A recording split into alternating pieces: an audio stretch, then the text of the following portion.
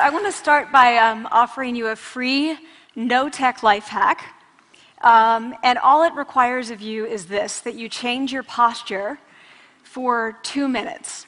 But before I give it away, I want to ask you to right now do a little audit of your body and what you're doing with your body. So how many of you are sort of making yourselves smaller? Maybe you're hunching, crossing your legs, maybe wrapping your ankles. Sometimes we hold on to our arms like this. Sometimes we spread out. I see you. So I want you to pay attention to what you're doing right now. We're going to come back to that in a few minutes, and I'm hoping that if you sort of learn to tweak this a little bit, it could significantly change the way your life unfolds. So we're really fascinated with body language, and we're particularly interested in other people's body language. You know, we're interested in, like, you know, an awkward interaction, or a smile, or a contemptuous glance, or maybe a very awkward wink, or maybe even something like a handshake. Here they are arriving at number 10, and look at this lucky policeman gets to shake hands with the President of the United States. Oh, and here comes the Prime Minister of the... No.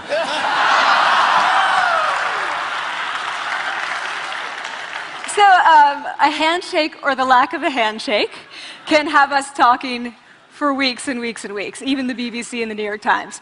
So obviously, when we think about nonverbal behavior or body language, but we call it nonverbals as social scientists, it's language. So we think about communication. When we think about communication, we think about interactions. So what is your body language communicating to me? What's mine communicating to you? And there's a lot of reason to believe that this is a valid way to look at this. So social scientists have spent a lot of time looking at the effects of our body language or other people's body language on judgments. And we make sweeping judgments and inferences from body language. And those judgments can predict really meaningful life outcomes, like who we hire or promote, who we ask out on a date. For example, Nalini Ambady, a researcher at Tufts University, shows that when people watch 30-second soundless clips of real physician-patient interactions, their judgments of the physician's niceness predict whether or not that physician will be sued. So it doesn't have to do so much with whether or not that physician was incompetent, but do we like that person and how they interacted? Even more dramatic, Alex Todorov at Princeton has shown us that judgments of political candidates' faces in just 1 second predict 70% of US Senate and gubernatorial race outcomes. And even, let's go digital, emoticons used well in online negotiations can lead you to claim more value from that negotiation. If you use them poorly, bad idea, right? So when we think of nonverbals, we think of how we judge others, how they judge us, and what the outcomes are. We tend to forget, though, the other audience that's influenced by our nonverbals, and that's ourselves. We are also influenced by our nonverbals, our thoughts and our feelings and our physiology. So what nonverbals am I talking about? I'm a social psychologist, I study prejudice, and I teach at a competitive business school. So it was inevitable that I would become interested in power dynamics. I became especially interested in nonverbal expressions of power and dominance. And what are nonverbal expressions of power and dominance? Well, this is what they are. So in the animal kingdom, they are about expanding. So you make yourself big, you stretch out, you take up space, you're basically opening up. It's about opening up. And this is true across the animal kingdom. It's not just limited to primates, and humans do the same thing. So they do this both when they have power sort of chronically, and also when they're feeling powerful in the moment. And this one is especially interesting because it really shows us how universal and old these expressions of power are. This expression, which is known as pride, Jessica Tracy has studied, she shows that people who are born with sight and people who are congenitally blind do this when they win at a physical competition. So when they cross the finish line and they've won, it doesn't matter if they've never seen anyone do it, they do this. So the arms up in the V, the chin is slightly lifted. What do we do when we feel powerless? We do exactly the opposite. We close up, we wrap ourselves up, we make ourselves small. We don't want to bump into the person next to us. So again, both animals and humans do the same thing. And this is what happens when you put together high and low power. So what we tend to do when it comes to power is that we complement the other's nonverbals. So if someone's being really powerful with us, we tend to make ourselves smaller. We don't mirror them, we do the opposite of them. So I'm watching this behavior in the classroom, and what do I notice? I notice that MBA students really exhibit the full range of power nonverbals. So you have people who are like caricatures of alphas, like really coming into the room. They get right into the middle of the room before class even starts, like they really want to occupy space. When they sit down, they're sort of spread out. They raise their hands like this. You have other people who are virtually collapsing when they come in. As soon as they come in, you see it. You see it on their faces and their bodies, and they sit in their chair and they make themselves tiny, and they go like this when they raise their hand. I noticed a couple things about this. One, you're not going to be surprised. It seems to be related to gender. So women are much more likely to do this kind of thing than men. Women feel chronically less powerful than men, so this is not surprising. But the other thing I noticed is that it also seemed to be related to the extent to which the students were participating and how well they were participating. And this is really important in the MBA classroom because participation counts for half the grade. So business schools have been struggling with this gender grade gap. You get these equally qualified women and men coming in, and then you get these differences in grades, and it seems to be partly attributable to participation. So I started to wonder, okay, so you have these people coming in like this, and they're participating. Is it possible that we could get people to fake it, and would it lead them to participate more? So my main collaborator, Dana Carney, who's at Berkeley, and I really wanted to know, can you fake it till you make it? Like, can you do this just for a little while and actually experience a behavioral outcome that makes you seem more powerful?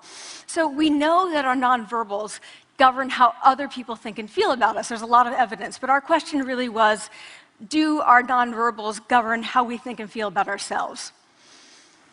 There's some evidence that they do. So, for example, when we smile when we feel happy, but also when we're forced to smile by holding a pen in our teeth like this, it makes us feel happy. So it goes both ways. When it comes to power, it also goes both ways. So when you feel powerful, you're more likely to do this, but it's also possible that when you pretend to be powerful, you are more likely to actually feel powerful. So the second question really was, so we know that our minds change our bodies. Is it also true that our bodies change our minds? And when I say minds, in the case of the powerful, what am I talking about? So I'm talking about thoughts and feelings and the sort of physiological things that make up our thoughts and feelings. And in my case, that's hormones. I look at hormones. So what do the minds of the powerful versus the powerless look like? So powerful people tend to be, not surprisingly, more assertive and more confident, more optimistic. They actually feel that they're going to win even at games of chance. They also tend to be able to think more abstractly. So there are a lot of differences. They take more risks. There are a lot of differences between powerful and powerless people. Physiologically, there also are differences on two key hormones, testosterone, which is the dominance hormone, and cortisol, which is the stress hormone. So what we find is that high-power alpha males in primate hierarchies have high testosterone and low cortisol, and powerful and effective leaders also have high testosterone and low cortisol. So what does that mean? When you think about power, people tended to think only about testosterone because that was about dominance. But really, power is also about how you react to stress. So do you want the high-power leader that's dominant, high on testosterone, but really stress reactive? Probably not, right? You want the person who's powerful and assertive and dominant, but not very stress reactive, the person who's laid back. So we know that in primate hierarchies, if an alpha needs to take over, if an individual needs to take over an alpha role sort of suddenly, within a few days, that individual's testosterone has gone up significantly and his cortisol has dropped significantly. So we have this evidence, both that the body can shape the mind, at least at the facial level, and also that role changes can shape the mind. So what happens, okay, you take a role change, what happens if you do that at a really minimal level, like this tiny manipulation, this tiny intervention? For 2 minutes you say, I want you to stand like this, and it's going to make you feel more powerful. So this is what we did. We decided to bring people into the lab and run a little experiment. And these people adopted for 2 minutes either high power poses or low power poses. And I'm just going to show you 5 of the poses, although they took on only 2. So here's one, a couple more. This one has been dubbed the Wonder Woman by the media. Here are a couple more. So you can be standing or you can be sitting. And here are the low power poses. So you're folding up, you're making yourself small. This one is very low power. When you're touching your neck, you're really kind of protecting yourself. So this is what happens. They come in, they spit into a vial. We, for 2 minutes, say, you need to do this or this. They don't look at pictures of the poses. We don't want to prime them with the concept of power. We want them to be feeling power, right? So 2 minutes they do this. We then ask them, how powerful do you feel on a series of items? And then we give them an opportunity to gamble. And then we take another saliva sample. That's it. That's the whole experiment. So this is what we find. Risk tolerance, which is the gambling. What we find is that when you're in the high power pose condition, 86% of you will gamble. When you're in the low power pose condition, only 60%. And that's a pretty whopping significant difference. Here's what we find on testosterone. From their baseline when they come in, high-power people experience about a 20% increase, and low-power people experience about a 10% decrease. So again, 2 minutes and you get these changes. Here's what you get on cortisol. High-power people experience about a 25% decrease, and the low-power people experience about a 15% increase. So 2 minutes lead to these hormonal changes that configure your brain to basically be either assertive, confident, and comfortable, or really stress-reactive, and feeling sort of shut down. And we've all had that feeling, right? So it seems that our nonverbals do govern how we think and feel about ourselves. So it's not just others, but it's also ourselves. Also, our bodies change our minds. But the next question, of course, is, can power posing for a few minutes really change your life in meaningful ways? So this is in the lab, it's this little task, it's just a couple of minutes. Where can you actually apply this, which we cared about, of course. And so we think it's really what matters, where you want to use this is evaluative situations, like social threat situations. Where are you being evaluated? Either by your friends, like for teenagers, it's at the lunchroom table. It could be, for some people, it's speaking at a school board meeting. It might be giving a pitch, or giving a talk like this, or doing a job interview.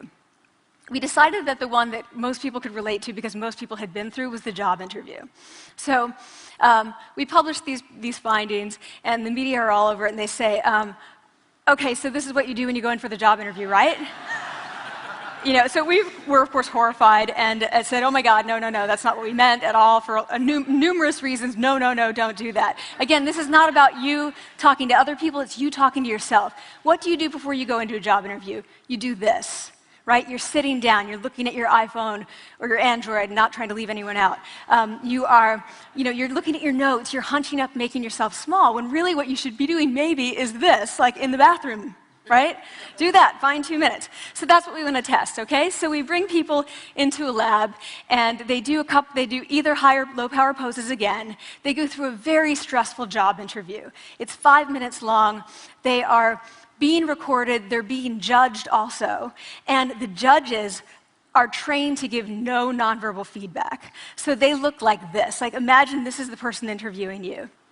So for 5 minutes, nothing. And this is worse than being heckled. People hate this. It's what Marianne LaFrance calls standing in social quicksand. So this really spikes your cortisol. So this is the job interview we put them through, because we really wanted to see what happened. We then have these coders look at these tapes, 4 of them. They're blind to the hypothesis, they're blind to the conditions. They have no idea who's been posing in what pose. And they end up looking at these sets of tapes, and they say, oh, we want to hire these people, all the high power posers. We don't want to hire these people. We also evaluate these people much more positively overall. But what's driving it? It's not about the content of the speech. It's about the presence that they're bringing to the speech. We also, because we rate them on all these variables related to sort of competence, like how well structured is the speech? How good is it? What are their qualifications? No effect on those things. This is what's affected, these kinds of things. People are bringing their true selves, basically. They're bringing themselves. They bring their ideas, but as themselves, with no residue over them. So this is what's driving the effect or mediating the effect.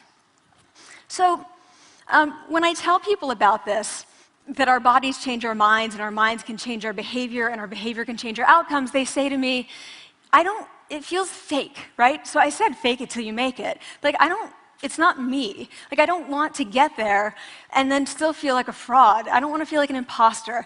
I don't want to get there only to feel like I'm not supposed to be here. And that really resonated with me because I want to tell you a little story about being an imposter and feeling like I'm not supposed to be here. When I was 19, I was in a really bad car accident. I was thrown out of a car, rolled several times. I was thrown from the car, and I woke up in a head injury rehab ward. And I had been withdrawn from college, and I learned that my IQ had dropped by 2 standard deviations, which was very traumatic. I knew my IQ because I had identified with being smart, and I had been called gifted as a child. So I'm taken out of college. I keep trying to go back. They say, you're not going to finish college. Like, just, there are other things for you to do, but that's not going to work out for you. So I really struggled with this. And I have to say, having your identity taken from you, your core identity, and for me it was being smart, having that taken from you, there's nothing that leaves you feeling more powerless than that. So I felt entirely powerless. I worked and worked and worked, and I got lucky and worked and got lucky and worked. Eventually, I graduated from college. It took me 4 years longer than my peers. And I convinced someone, my angel advisor, Susan Fisk, to take me on. And so I ended up at Princeton, and I was like, I am not supposed to be here. I am an imposter. And the night before my first year talk, and the first year talk at Princeton is a 20-minute talk to 20 people. That's it. I was so afraid of being found out the next day that I called her and said, I'm quitting. She was like, you are not quitting, because I took a gamble on you and you're staying. You're going to stay, and this is what you're going to do. You're going to fake it. You're going to do every talk that you ever get asked to do. You're just going to do it and do it and do it, even if you're terrified and just paralyzed and having an out-of-body experience until you have this moment where you say, oh my gosh, I'm doing it. Like, I have become this. I am actually doing this. So that's what I did. 5 years in grad school. A few years, I'm at Northwestern. I moved to Harvard. I'm at Harvard. I'm not really thinking about it anymore, but for a long time I had been thinking, not supposed to be here, not supposed to be here. So at the end of my first year at Harvard, a student who had not talked in class the entire semester, who I had said, look, you got to participate or else you're going to fail, came into my office. I really didn't know her at all. And she came in totally defeated, and she said, I'm not supposed to be here.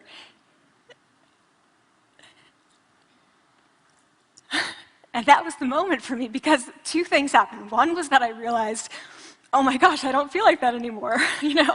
I don't feel that anymore, but she does, and I get that feeling. And the second was, she is supposed to be here.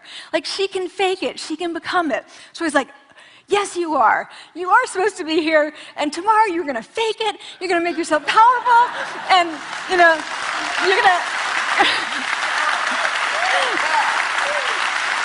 and you're going to go into the classroom, and you are going to give the best comment ever, And she gave the best comment ever. And people turned around, they were like, oh my God, I didn't even notice her sitting there, She comes back to me months later, and I realized that she had not just faked it till she made it, she had actually faked it till she became it. So she had changed. And so I want to say to you, don't fake it till you make it. Fake it till you become it. It's not do it enough until you actually become it and internalize. The last thing I want to leave you with is this. Tiny tweaks can lead to big changes. So this is 2 minutes. 2 minutes, 2 minutes, 2 minutes. Before you go into the next stressful evaluative situation, For 2 minutes, try doing this in the elevator, in a bathroom stall, at your desk behind closed doors. That's what you want to do. Configure your brain to cope the best in that situation. Get your testosterone up, get your cortisol down.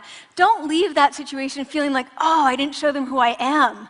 Leave that situation feeling like, oh, I really feel like I got to say who I am and show who I am. So I want to ask you first, both to try power posing, and also I want to ask you to share this science, because this is simple. I don't have ego involved in this. Give it away. Share it with people, because the people who can use it the most are the ones with no resources and no technology and no status and no power. Give it to them, because they can do it in private. They need their bodies, privacy, and 2 minutes, and it can significantly change the outcomes of their life. Thank you.